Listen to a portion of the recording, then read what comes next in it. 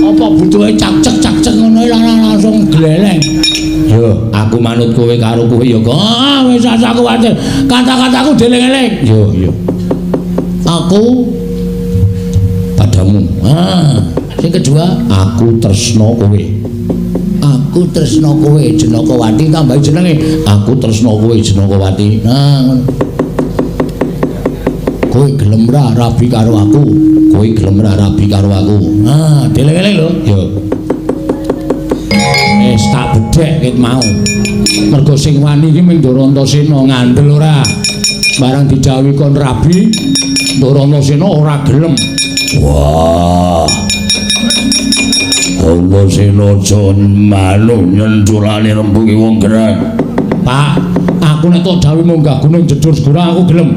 Nek kon rabi kosek Pak tak itu ngisik. Wah, caidat. Ngono mau ya Trik ya.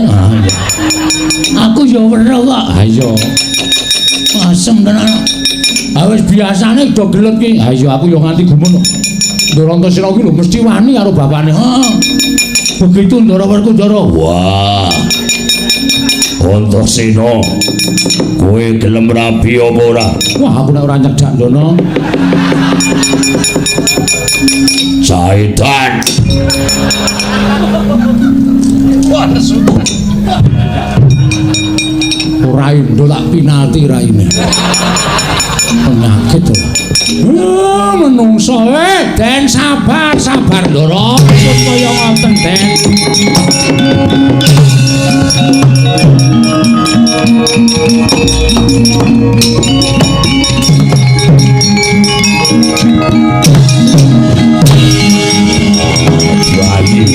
Jadi wong engel mencari mutar yang wong tua. Wah, sabar. Sabar niku tekel.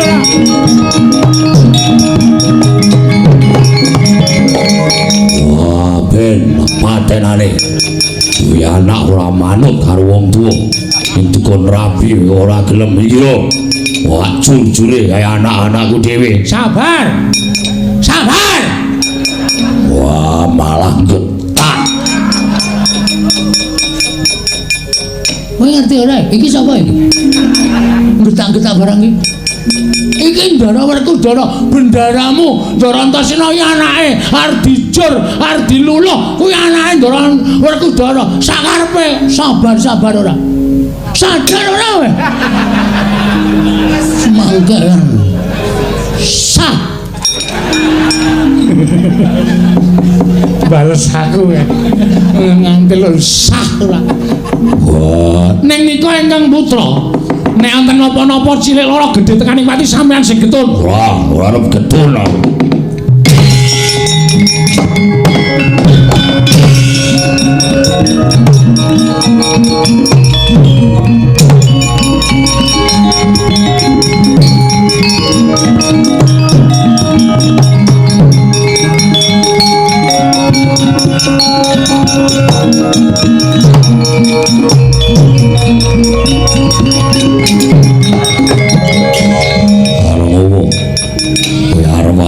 Karo aku kowe malang krik ning ngarepe wong tuwa, kowe malang kandhak ning ngarepe wong gerang, arep wani karo aku.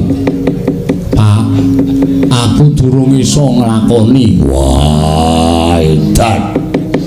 Kowe kepengin bapakmu ndang mudhar. Kowe kepengin bapakmu ndang ora iso mbok sawang, ora tau manut karo wong tuwa. Gatot Antarja kae bocah-bocah sing iso nyuwargake karo wong tuwa. Ning kowe ora tau iso gelem gugu karo dawuh wong tuwa. Wah, getun aku di anak kowe. Tapi aku tak balino ibu kok piye? Nek pancen bapak getun ning aku urung iso nglakoni Den. Dipenggali to. Wong nabi niku abote pripun? Teng Rama niku wis budidaya supaya sampeyan iku entuk jodoh lho, kok mesti moh. Wah, Pedro rasakno atiku. Nggih. Kula ya krasa. Aku mergo arep rapi anak diwangsuli.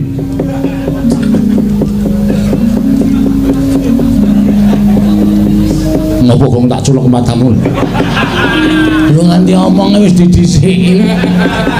Wis ora. Wah, ayo kaki. Saiki kowe tak tutke nang Madukara. Perkara mengko rasa murah gathuk karo Jenakawati.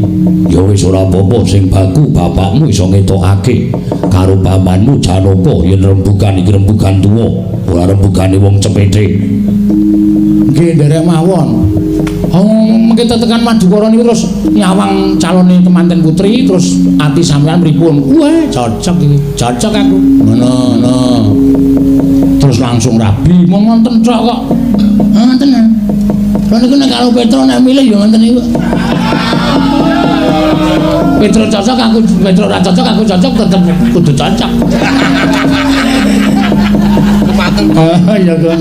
Ya aku sok muni aku ora cocok e. Ning aku cocok e kae wae.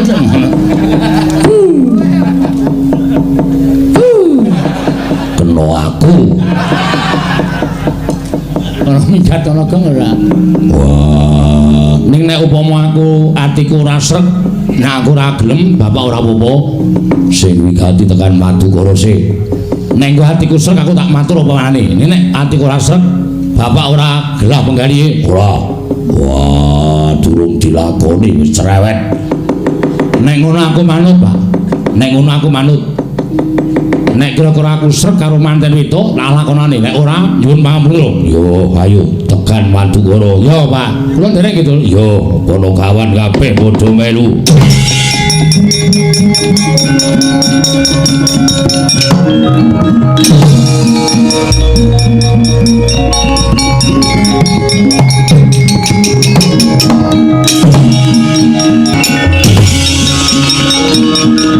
Ayo, wis lunga siji mantane ayo, ayo.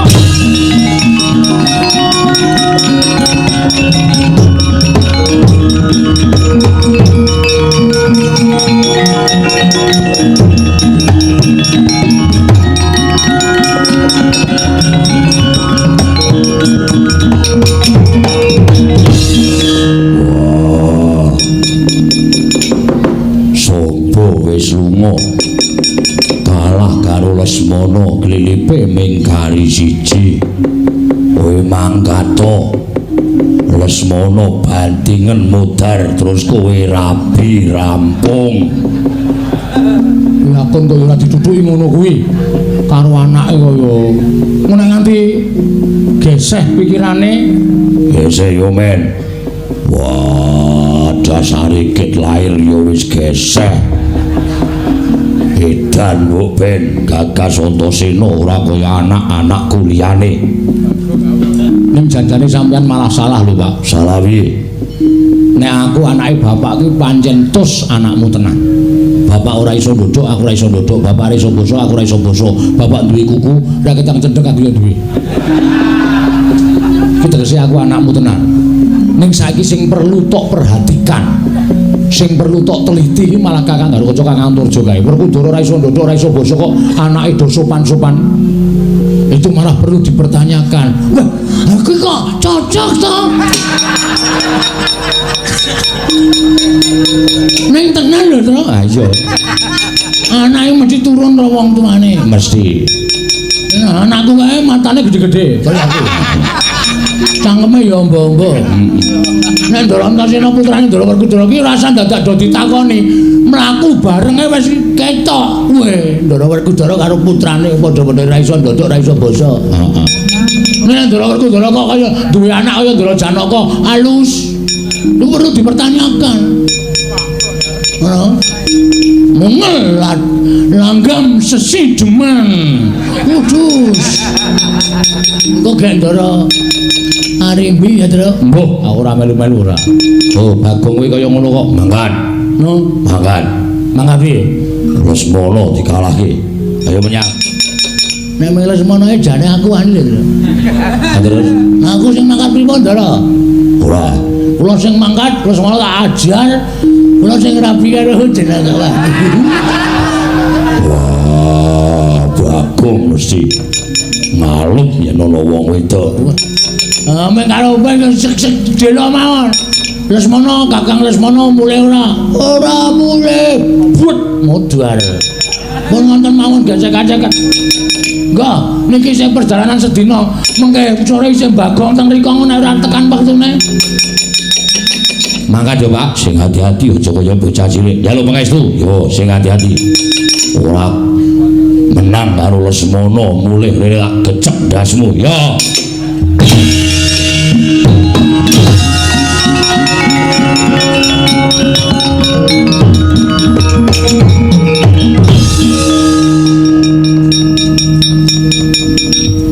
Ngopo? 200. Ngopo? Menang Antasena. Ayo jelas. Iki wani totoane milih kok mikir. Ha wegah kok. Ayo ora ana alame Ndara Lesmana kok menang karo Ndara Antasena iki ora ana alame. Ha oke, kowe 200. Nek Ndara Antasena menang, aku bayar kowe 20. Nek Ndara Antasena kalah, kowe bayar aku 200. Piye? Totoan rumaling. Jempolmu mlocot ora. Ora sak totoan kok ora diparangi kok totoan senengan. Ayo ditandan terus. Yo.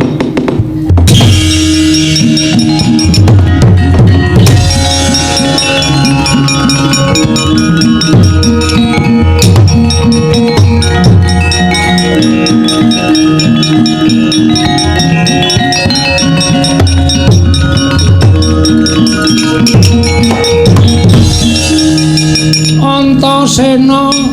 Oh, Mas. Mas Lesmana aku adimu Antasena. Mbok kowe golek wong wedok liyane. Jenakawati tak peke. Kowe njaluk ijol wong wedok pira mengko tak menehke karo kowe ning Jenakawati dadi tarbehing Lesmana. Nek jane aku ora ndikarep rabi karo adiku Jenakawati. Lah nek ora ndek karep ya ora sah perang. Ning bapakku nek nganti aku engko ora nyendikani dawuh bapak, muring-muring bapak. Lah nek ngono kowe lek rabi ora duwe gegaran rasa tresna. Wong rabi ora gegaran rasa tresna ming manut karo wong tuwa kuwi ora becik, ora apik. Kowe ngalah, aku ora arep ngalah. Tak antepi. Nek nganti aku nyolani rembuke bapak, aku ora iso nyuwargake wong tuaku. Aku wis ora iso basa, ora iso tata krama, ming dawuh kon rabi kok gemang. Mengko ndak aku dadi bocah sing dosa. Alah, pret. Sok resik kowe. Ayo kowe ngalah. Aku ora ngalah. Nek ora ngalah kalah Lesmana Mandra Kumara mati dening aku. Wah, montar aku. Ayo.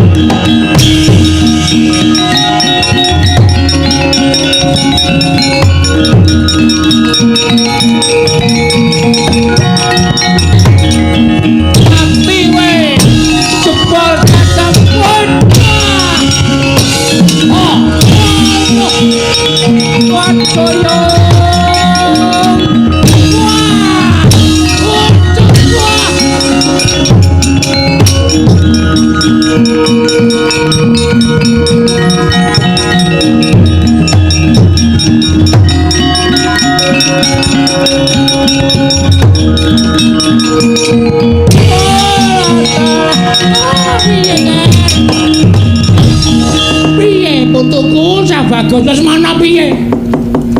Remo yang Remo piye?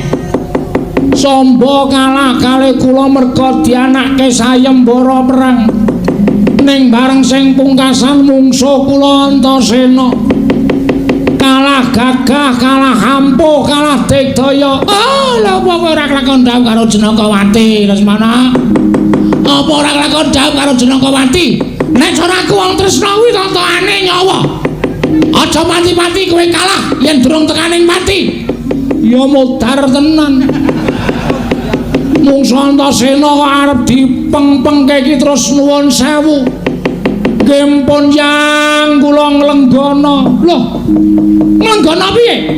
Kula mboten dhaup kalih Jenakawati mboten apa-apa pun. Kula pupus katresnan kula. Lah terus rabi karo sapa? Saya tipis. Katresnan kula kalih Jenakawati Saploke mangkat teng Madukara kula mampir tuku bakso, bakule bakso lumayan. Pun kula tak nelateni kali bakul bakso nika mawon tenan. Wah, ora sembodo.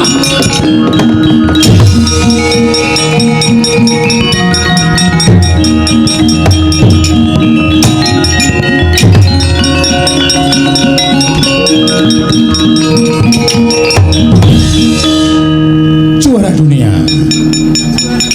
Seneng lho. Pripun to wong kene seneng kok sampean malah merengut. Bingung aku to. Bingung piye? Ya nek aku engko ling lakoni duwe rasa tresna nek ora. Lah mulane ketemu sik. Ketemuan. COD. COD iki apa? Cocotmu. Tak keplak dasmu lho. Lah ya ora dong iso muni COD ngene lho. Lah niku ora dong. Wah, selamat. Waduh. Arep rabi. Iya, Gong. Heeh. Aku bingung lek ku arep miwiti piye. Ya wis mulai aja. Mengalir. Lho ditotke perasaane, mboten sak bingung-bingung. Ngono kuwi iki mengke wiwit dhewe kok ya truk. Mbuh. Aku tak ro gareng kowe. Lah ngopo? Ora tau kompak karo kowe. Aku iki ngomong-ngomong ora jelas kok. Pun pokoke anggere sampean mengke ketemu kali Jenakawati terus sampean omong piye engko aku dikandani. Walah, dadak ngene. Jen. Utawa Dik. Muni Dik ngono. Heeh. Nek ana ukara sing luwih apik. Yang ngono. Yang. Heeh. Yang aku padamu. Ngono. Yang aku padamu. Aku padamu. Nah, ora Jenakawati mesem berarti gayung bersambut. Oh iya. Nek ora mesem berarti yo kata-kata lainnya. Kata-kata liyane piye? Aku tresno karo kowe. Aku tresno karo kowe. Aku tresno karo kowe. Mengko nek Jenakawati nampa omonganku, guyu, wes langsung dijegal. Lho. Iki ngopo to iki? Aku kesuweni males ya aku. Apa butuhe cak-cek ngono langsung gleleng. Yo, aku manut kowe karo kowe ya kok. Wis aku kuwatir. Kata-kataku deleng-eleng. Yo. Aku padamu. Sing kedua, aku tresno kowe. Aku tresno kowe Jenakawati tambah jenenge. Aku tresno kowe Jenakawati. Nah, ngono. Kowe gelem ra rabi karo aku. Kowe gelem ra rabi karo aku. Nah, deleng-eleng lho. Yo. Nek kowe ora gelem rabi karo aku, sing arep rabi karo kowe bapak. Nek aku ora gelem rabi karo aku, sing arep rabi karo kowe bapak. Wis ngono kuwi kok. Kuwi seneng gawe masalah wae. Meneng aja truk iki nggo ndadawake wektu ya. Nek ngomong ning ngono kuwi. Aku padamu. Kedua, aku tresno karo kowe. Ketiga, nek kowe ora gelem rabi karo aku, sing rabi kowe bapak.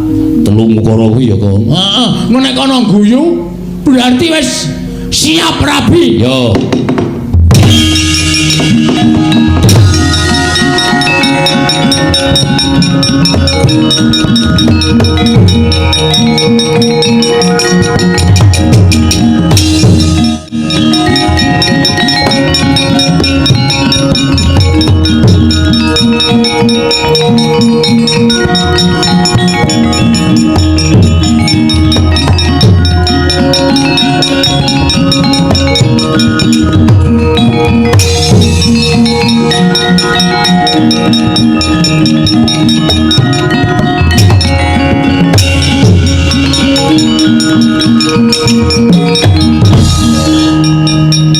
Antasena, piye wale?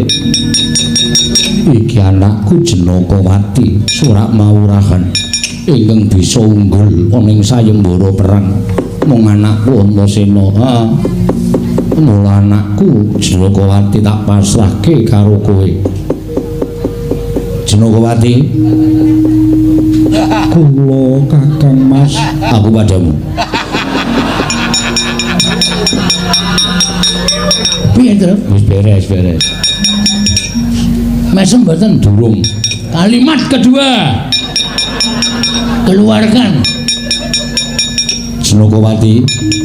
Kula Kakang Mas. Aku tresno karo kowe. Mesem mboten Ora iku. kalimat ketiga.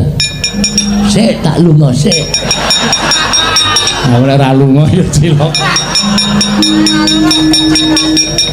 Nek ora gelem rabi karo aku, sing rabi karo kowe bapak.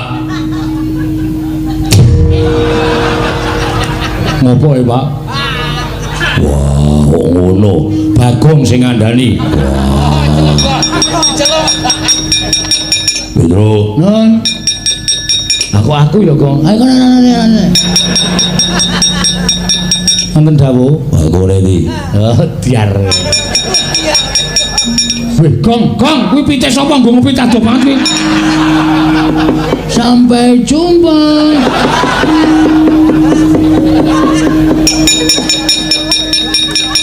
Bagong ngopi tak do banget kok. Wedi sajake. Wah, ngajari karo anakku. Nggih, kula ya ngerti. Nang kemawon mengko rak bali iki ajeng nek pitung-pitung wong dudu pitik, mengko rak golek sing duwe rak mesti balekke, Pak. Kula kenalok maling punan. Antasena piye, Pak? Piye rasamu? Yo suwe-suwe kok aku nyawang adikku Jenokowati iki kok seneng atine, Pak. Wah. Seneng. Yen seneng tegese kowe uga ketukuran rasa tresna. Aja mbok tampik, aja mbok tuwa. Kuwi ruping jiwa sing suci paringane sing gawe jagat. Lakonono ngger cah bagus.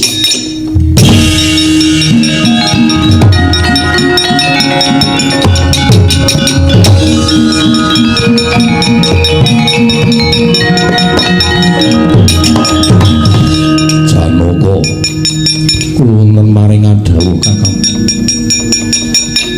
Wah, dina iki wis disekseni. Anakmu Jenokowati dadi bojone anakku Antasena. Mugi-mugi tansah atut runtut dumugi kaken-kaken indang-indang so kebak ing kabagyan Kakang Mas. Wah, yo. Panos maning jajaran sebareng oleh blesanan menungso rata-tanan agem mumpun iya kene aku menungso rata-tanan matane kaya ngendi ana ratu ngadeg tabrak nganggo pit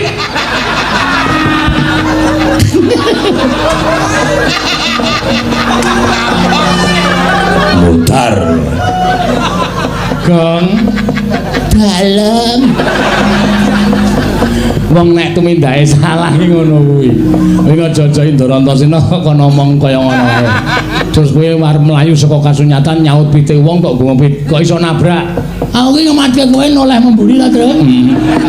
Ora ngerti nek Ndara ora diwali ning ngarepku grubrak. Menungso aku ora tuh tabrak kok pit. Ya ngapunten mboten ngerti. Mboten sengaja, ora sengaja.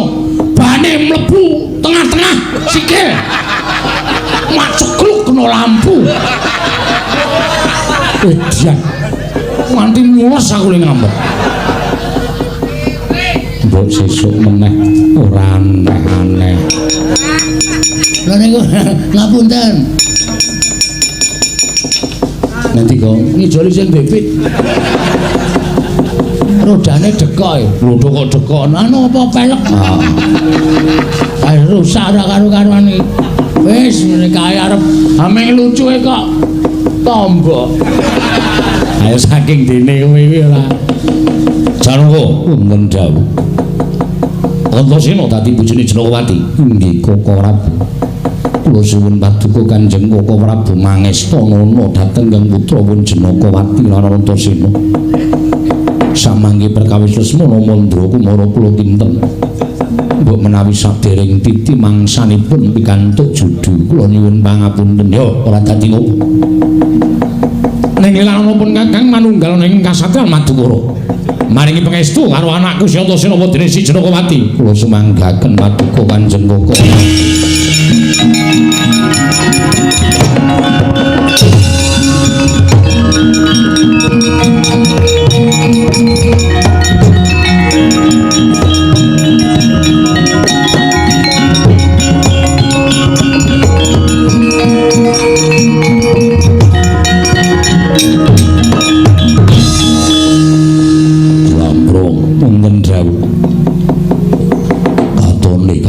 Wis padhang atiku ya wis lega. Semono uga mbok menawa rasamu ya wis lega. Nggih. Antasena wis gelem rabi, Antasena wis gelem jauh. Wah, rasane wis cemeplong atine.